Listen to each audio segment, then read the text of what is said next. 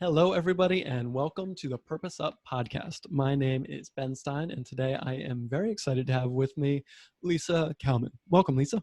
Oh, Ben, thank you for having me. I'm so excited to be here. Great. I'm so excited to Yeah. have you here as well. And full disclosure, Lisa has been a trainer of mine in a leadership training, and she is a force to be reckoned with. So if you get put in a room with her, consider yourself lucky and watch out. Thank you. Thank you. Thank you. I appreciate that. It's lovely to be here. Okay, so tell me, we're at a cocktail party and someone asks what it is that you do. How do you answer that question? I answer that question by saying I am a wizard at shifting your mindset to open up new possibilities. All right. Beautiful. Beautiful. And some more of the bio stuff. How do you do that? What does that look like in the real world? Well, I've been a transformational trainer, coach. I'm an author as well. But I've been training transformation for the last 32 years throughout the United States, South America, Asia, Malaysia. And I also coach entrepreneurs, corporate executives, CEOs, and am the author of the book, The Problem is How You See the Problem. But much of my work up until recently is live in a workshop, really working with people deeply. All right. Beautiful. I love it. And today, to frame the conversation, we're in week 5 or 6 of the great shutdown where people are staying at home and people are feeling the kind of coronavirus fatigue. And we're going to be talking about how to, feel more empowered, how to step into our leadership, and how to look at some of the silver linings that this period of time is offering us. So I guess with that context, how can we step more into our leadership during these times so we don't, self-implode or feel sorry for ourselves? Yeah, absolutely. Yeah. And, as all of this unfolded at the beginning, we're, as you said, 5 or 6 weeks in now, as it unfolded in the beginning, we went to what I've heard framed as the chaos period. That's where uncertainty, didn't know, the facts weren't all here. We didn't really know what was going on. So many of us went into adrenaline. We went into action. What do we do? How do we take care of our family? Watch lots of news, buy toilet paper, watch more news. Totally. All of that. Like activity seemed to be the number one thing to keep us sane. We've now moved into what I've heard called acceptance, or as you called, the fatigue. And that acceptance isn't surrender, letting go, flow, ease. That acceptance is fatigue, frustration. We don't know when the end is in sight. And so what's important right now, and what I've been coaching my clients on, my tribe, is first of all, notice what you're feeling. Notice the experience you're in. If it's sadness, lean into that. If it's frustration, that's okay. Lean into that. Anger even, or sort of powerlessness, I think is an experience. So rather than thinking I can't stay here, or I shouldn't feel this way, or this isn't productive, let yourself just be there, give yourself grace, give yourself permission to be in that and experience it fully. I don't know, Ben, if you've ever seen, I think you have children, don't you? Yeah, two young ones. Oh, great, because you know this then. When a little child is upset and they just let themselves cry it out, scream it out, whatever they do, you'll notice that they go through it. It dissipates because whatever we fully experience goes away. So, and then they're like a whole new moment. They could be crying one second and then laughing another. So if as we're as adults can let ourselves feel like, wow, I'm really sad right now. I'm really frustrated right now. Just experience it. Then as it dissipates, there is space to actually relate to the event, whatever you were frustrated about, whatever you were sad about, in a new way. Because the event itself, as we've talked about in the work we've done together, the event is neutral. Now, it's not neutral to us. We are meaning-making machines as human beings. Like we are that we make meaning. Our intelligence makes meaning all the time. It's what distinguishes us from like an ant or a caterpillar. Uh, so, however, the event itself has no inherent meaning. So when we can go, okay, what's this meaning to me? What's the interpretation I'm making out of this? And does it empower me? Does it uplift me? Does it open up me to new possibilities? Or does it limit me, have me feel bad, etc.? Then I can make a choice, because we actually don't have choice about the events. We can't control what's happening, but we can control and have choice about how we relate to the events or how we relate to what's happening in our lives. All right. Beautiful. I want to unpack that a little bit more, but Yeah. I want to take a step back and I want to talk about feeling the feelings, because Yeah. for someone like me, that's taken some time to learn how to do. And I know that sounds a little bit silly, but how do we feel our feelings when I've got my cell phone to check, or I've got a Yeah. cookie to grab for, or Yeah. maybe it's alcohol or whatnot. And Right. um, I've found myself feeling sad, and generally we're taught, like, be happy, change the subject. So Right. how do we sit with those feelings? Because I totally agree. It's like, what Right. you need to experience it to let it flow through you, or else it just gets Mhm. bottled up. Yeah. How do you coach people through actually feeling feelings? Yeah. Well, and let me just say, for many people, that's true, and especially for many men, there's sort of a download to don't be vulnerable, don't feel your feelings, kind of thing. And we know real men feel their feelings. We know that as well. Uh, so, uh, in terms of feeling your feelings, as something comes up for you, this is going to take a little self discovery and self awareness. Is what is your typical uh, habitual way to handle it? So for some people, it's exactly what you said. It's pick up the phone, get distracted on social media. Clearly, for some people, it's eating. If we go into a little bit more of destructive habits, it may be drinking, it may be drugs, something like that. But if you can notice that, and we're kind of moving into what do we use as distractions. If as you're working, even if you're working and things, you feel like distracted, oh, I want to pick up my cell phone, oh, I need to look at the news. What's going on in that moment that you need to pick up your phone or look at the news? That it's not an opportunity, and there may be a good time to do that. But if you're in the middle of something, including having a conversation with your kids or your spouse or your partner, and all of a sudden you want to pick up your phone, then something's going on there. So it's going to take some insight to notice your behaviors, your habitual behaviors, or automatic behaviors, as we call them. And then what's really going on for me? What am I feeling here? And this may be for uh, some people a time to take a walk and go, what's going on? Let me breathe through this. Let me get outside. For some people, it's journaling. For some people, it may be just sitting there and going, what's going on inside my body? But it really takes at the beginning of this, an opportunity to have the rigor, self-awareness to kind of stop and go, what's going on right this second? And if you have someone there, especially a spouse or something that you are connected to and trust, you can say, gosh, I noticed I just got super triggered. I got super frustrated. And when you not only experience it, but literally communicate it to somebody, it actually starts to release as well. So there's just 100%. a couple ideas. Yeah, no, I think that's great, and I like what you said about breathing into it, right? Because so often when we are stressed, we shallow breathe, but if we do take a few deep breaths, we can Yeah, reset a little bit and ask ourselves, like, what am I actually physically feeling in my body? And often that yes, correlates to those emotions. Um, absolutely. Yeah.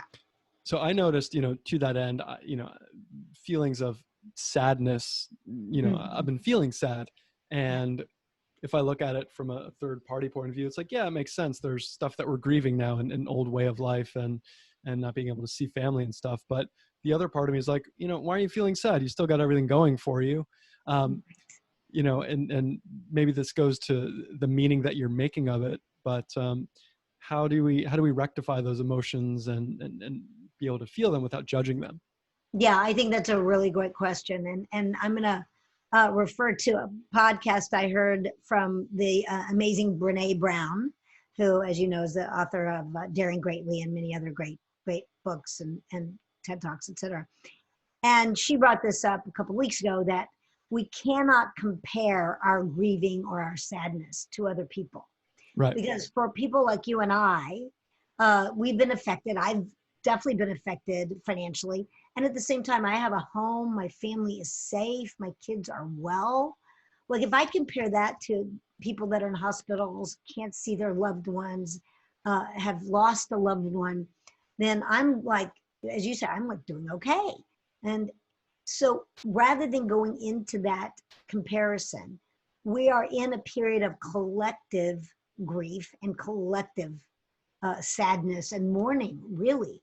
We're mourning not only the people that are sick and dying, we're mourning the loss of a lifestyle that is probably not going to be that way either ever again or for a very long time. And so being totally okay with whatever that sadness, that grief, that is for you. Grief is very individual.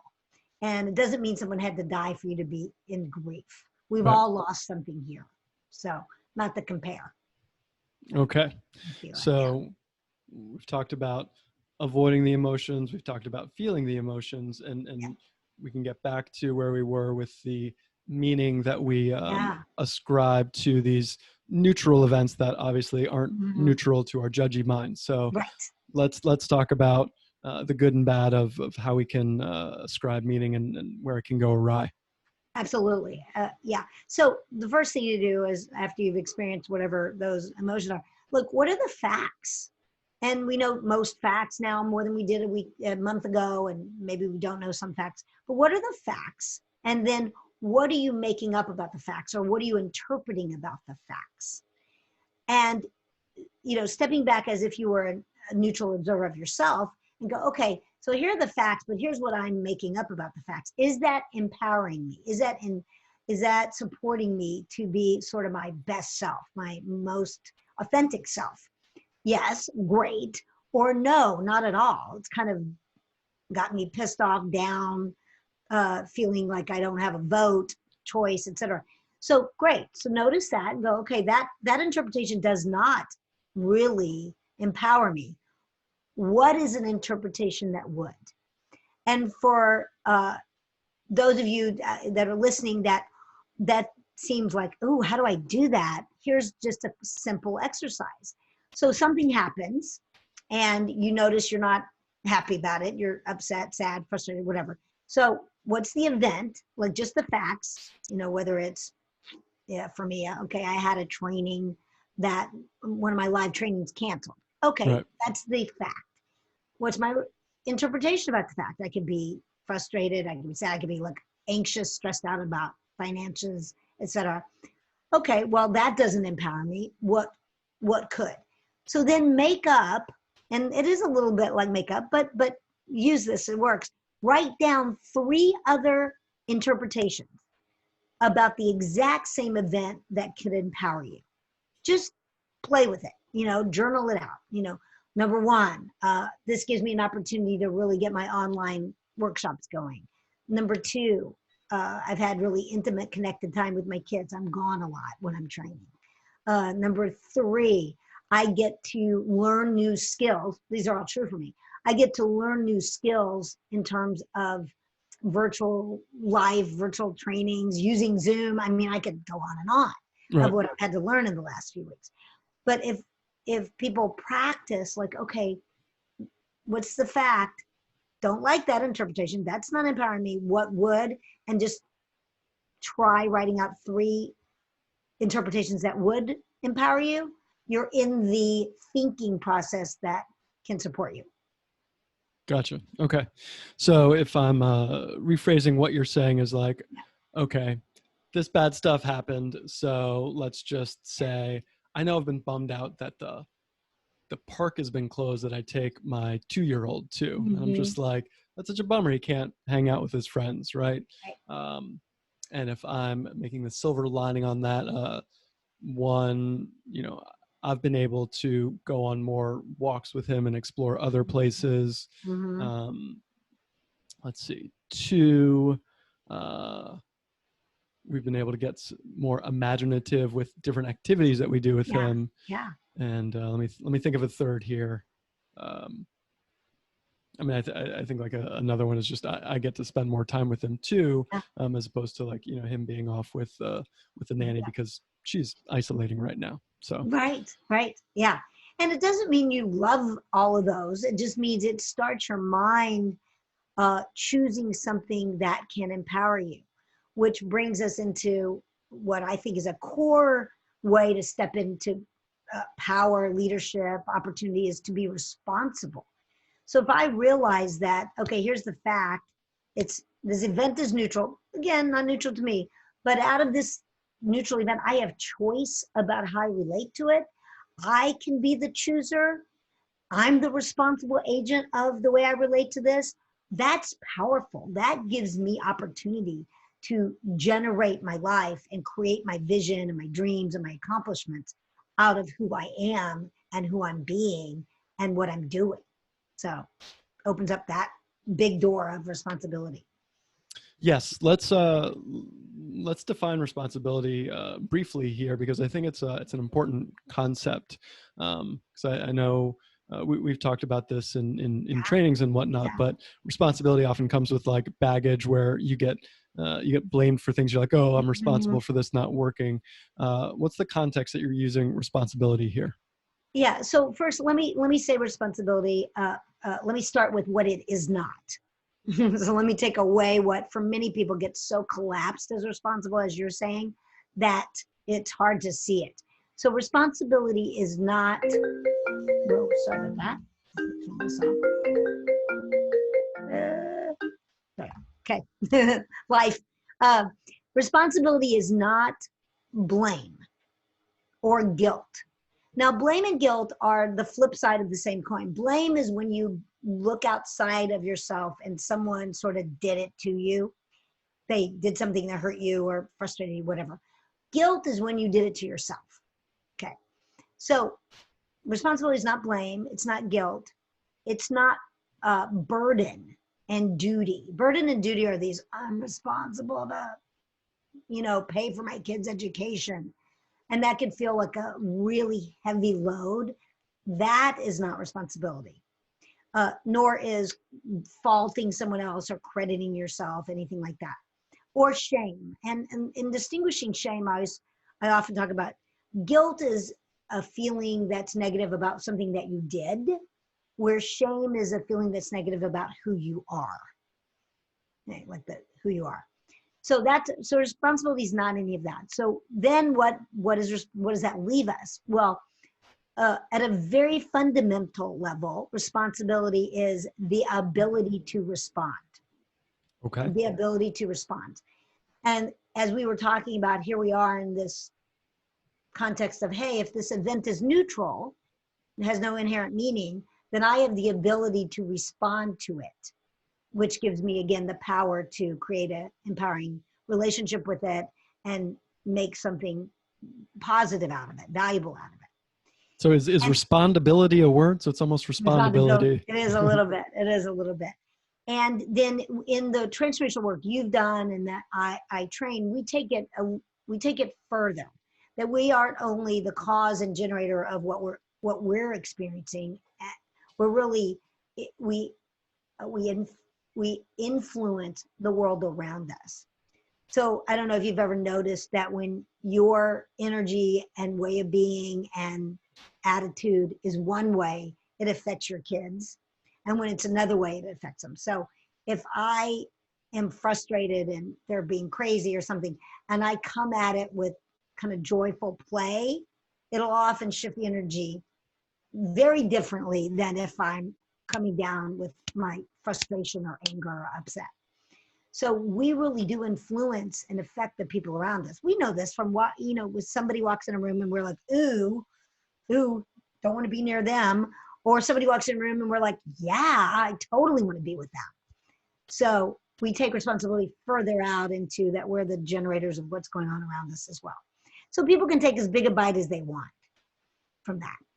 Okay, beautiful. And I like the using the metaphor of noticing people's energy as well as how you show up and shift your energy with your loved ones. Yeah. You know, I know like when I go and wake up my son from his nap, if I'm a bundle of joy, he will Yeah. respond much better to that and so for me, that requires me earlier in the day to make sure I have my self-care regimen of like meditation, exercise, so I can bring that energy naturally. Good. Yeah, absolutely. Great. Question for you, like within that context. So a lot of us are dealing with challenges with our spouses, and I know, you know, my wife is doing, you know, an amazing job taking on new responsibilities of having the kids all the time when I'm not working. Yeah. And she's, you know, dealing with like the fear that this is creating. How do we like manage that fear, and how do we flip that meaning? Because for some people it's just like, I'm scared of you know, interacting with my parents because I don't want them to die type of thing. Yeah. How do we handle that type of thing, you know, in this context of meaning and responsibility? Yeah, no, I think that's great. So a lot is there. So in terms of fear, I heard somebody recently talk about, you've probably heard people say false evidence appearing real. Right. I heard someone talk about it as fantasized experiences appearing real. So if we think about it, when we fantasize an experience, meaning we project out, our mind does not know the difference between what we imagine and what is actually occurring. So if we fantasize these fearful experiences or negative experiences, like my parents could get sick and die or something like that, then that, you know, goes right to our sort of primitive brain and goes fear. You know, that's not good, fear, because it doesn't know if it's real or not. So one thing is to really watch our thoughts. And this does not take away, of course, being responsible, using, you know, face masks and the whole social distancing, like really being conscious of that. And some people aren't choosing to. And, you know, I think some of them are choosing responsibly and some of them aren't, you know, we'll see. But if you can manage your own, like, okay, wait a minute, is this real? Is this actually happening? Or is this what I'm afraid would happen? Right. Is really important.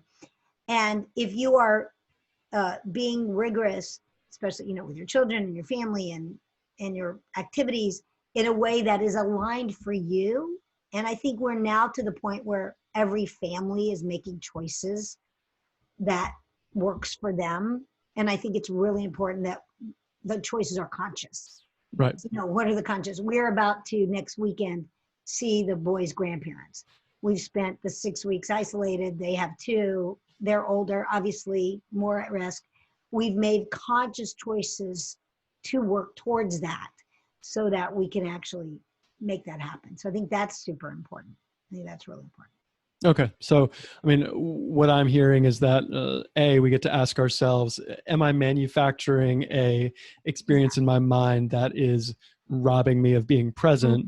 And then B, the way I'm interpreting it is, we all get to mitigate risks as much as we can, and make choices that make sense for us without judgment of other folks. Absolutely. Yeah. You know, we're going to see a lot of different ways of dealing with this over the next 3 months, I think. Really different based on lots of things. But, and this is where we've got to be responsible. Whatever we do choose, we need to be responsible for the consequences of what we choose. Yeah. Each and every one of us. And let me just say something in terms of your partners. Those of you, you know, that are home and, you know, my wife has been with the boys, you know, she's an amazing mom, but it's a whole different game right now.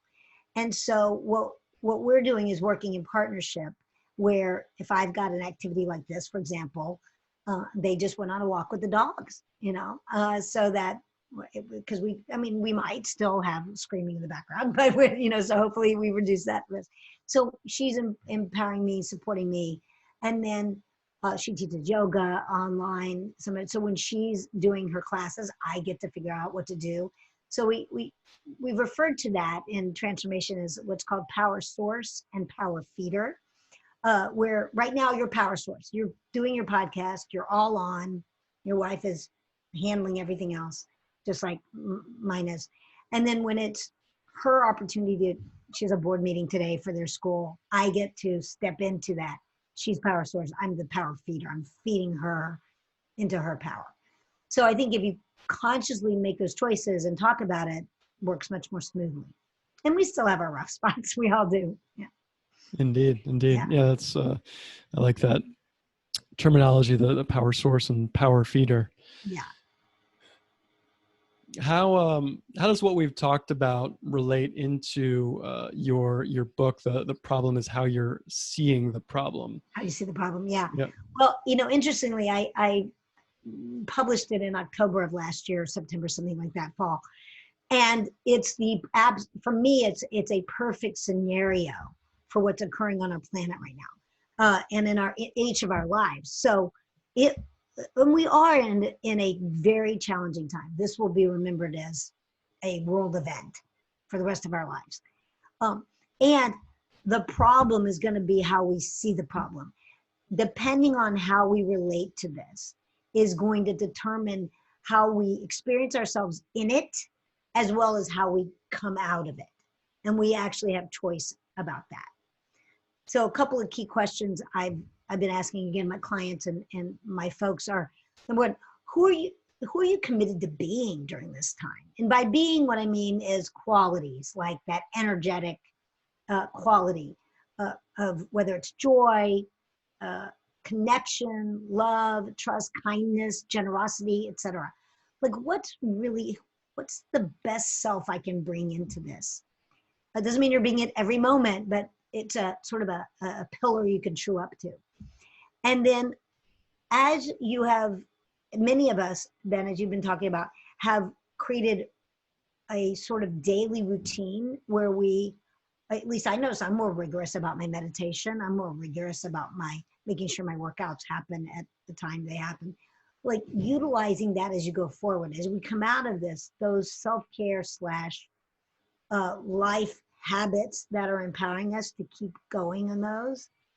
And the next thing I've been asking people is like 5 years from now, what is your vision? Who do you want to be being? What's the most important experience of life you want to be living in 5 years? And how can you begin to true up to that even now, in terms of who you're being, what you're doing, what you're building, etc. So keeping our eye on kind of the bigger prize of the future. All right. So we've got number one is really focusing on the ways of being, right? So I know for me, I like to step into courage. I like to step into empathy and generosity. And I think it's like you mentioned journaling earlier. Starting with that, what's my intention today, and that way of being that I want to step into today is a good reminder. Yeah, absolutely. Then, we get to practice self-care and look at our habits that are supporting us. And then lastly, keep our eye on the vision. Yeah. Where else do people get messed up on this path? How else can... Well, I think we get messed up when we start a day off and we're like, my intention is to be empathetic or kind, loving, generous. We kind of wake up going in gratitude, whatever it is. And then bang, something happens, the crap hits the fan, whether the kids are crazy or the technology doesn't work or whatever it is. So remembering that it's not going to be perfect. It's going to have its moments. And really, it's how do you navigate those, what I call breakdowns. And a breakdown for me is an interruption in our commitment. So if we have a commitment to do this podcast and the technology doesn't work, it's a breakdown. It's not bad, it's an interruption. So how do you navigate the things in your life that get in the way of what you think the day was going to look like? and know that they're coming. And again, instead of being reactive, upset, pissed off, resentful, then, okay, here this is, responsibility from a fully like total source way would be like, how did I create that? And not from a place of like you wanted it, but like, okay, here's this happen. How do I generate this? And then how do I relate to it and shift through it and navigate it? And I think that's where it's so easy to start a day off and then get sidetracked and sideways, 15 times. Right. Yeah. Because it often seems like we're in survival mode. So, I kind of like what you said, it's about taking those breakdowns or those interruptions in our ways of being, and how quickly can we go back to our intention. I mean, it's almost like when you're meditating, you have a thought, how quickly can you go back to your breath? It's like right, same exactly. practice of going back. Something Yeah. that came up for me while you were talking about that is like, so many of us are kind of in survival mode right now. And you mentioned that kind of vision about where you want to be in 5 years. How do we, if we're struggling with that like vision of far off, because it's like, I don't know how I'm going to get through this month, let alone Right. like 5 years. Yeah. How do we bridge that gap? Yeah, that's a great question. So it's going to be important. Again, we're back to a little bit like if you're stressed out, that you just lean into your stress, not get it on people, but notice that anxiety, notice all that.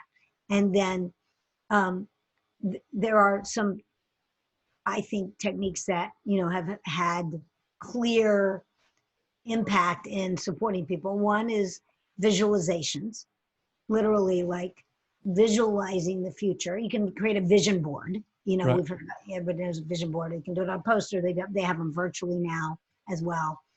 So creating your vision board, visualizing on the other side. Maybe you don't go 5 years. Maybe 5 years is too much right now. Maybe it's 6 months. Maybe it's a year.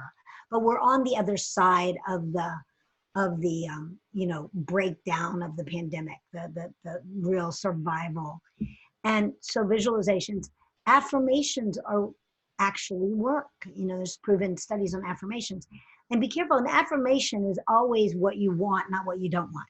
Right. So you would never want to say, I'm free of this terrible scarcity I'm feeling right now, or something like that. It would be, I'm so happy and grateful for you could put it in terms of money, for the X amount of money I'm now generating. I'm so happy and grateful for the job that I now have as a, coach or entrepreneur. Affirmations. So you declare what you want in the future. You speak it as if it's so.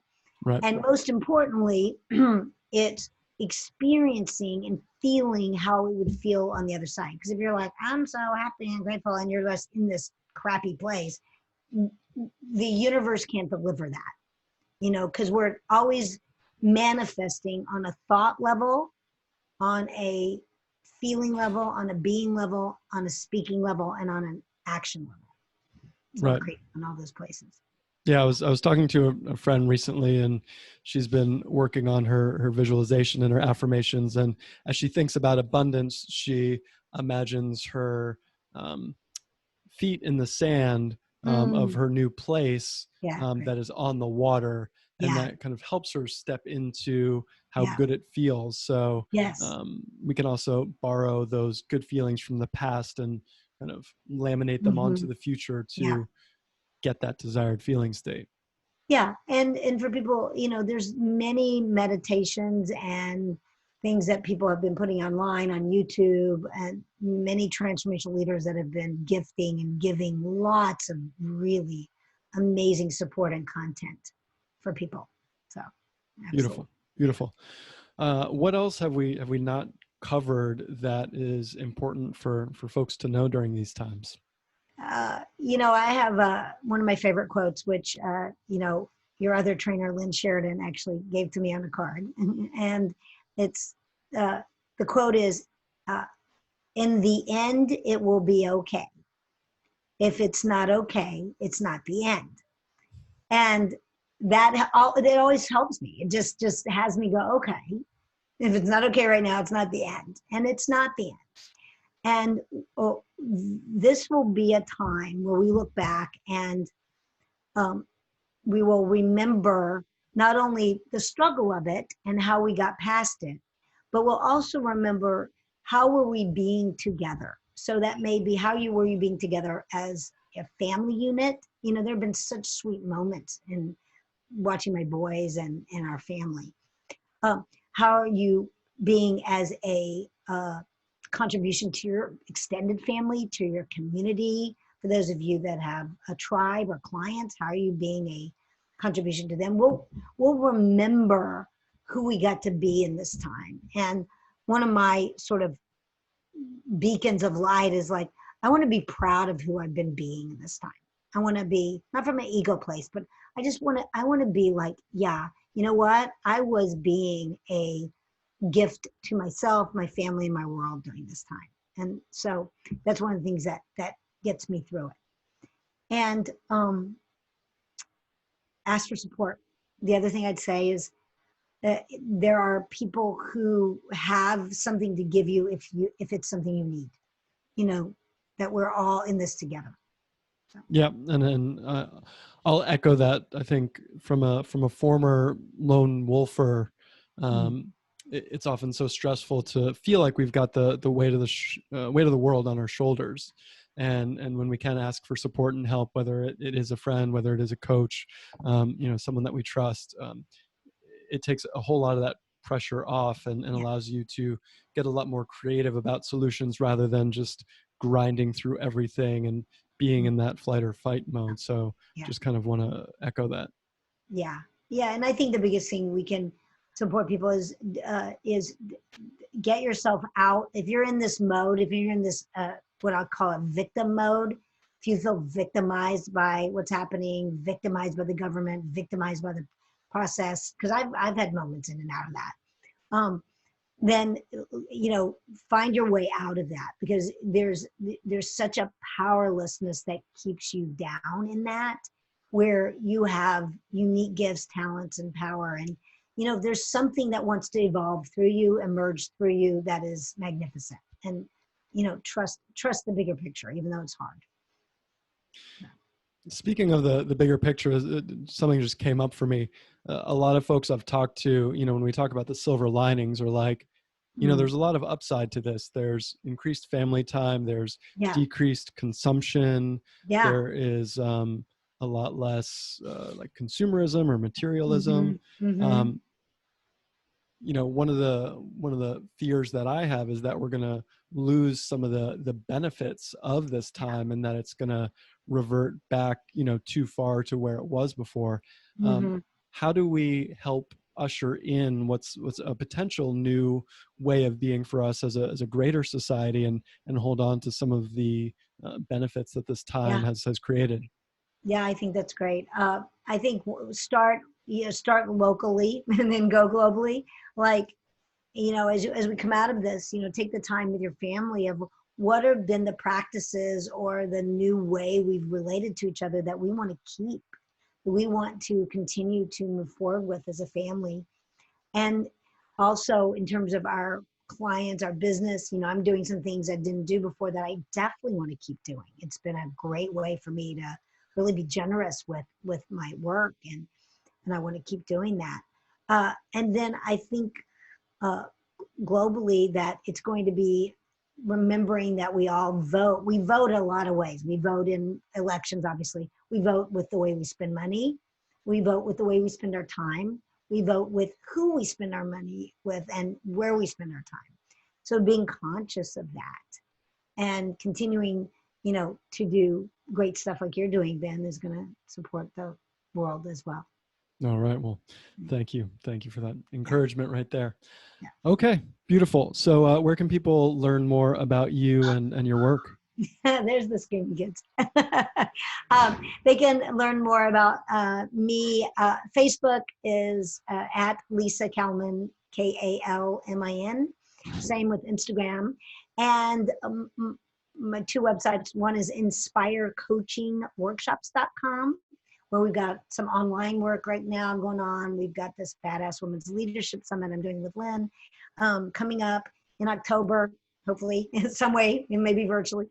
and worldworkstrainings.com, worldworkstrainings.com. And then my book is The Problem is How You See the Problem, and that's on Amazon. Beautiful, beautiful. Well, if any of you folks have a chance to get in the room, virtual or real, with Lisa, you're in for some transformation in the best way possible. Lisa, thanks so much for sharing your wisdom and your heart with us. It is much appreciated.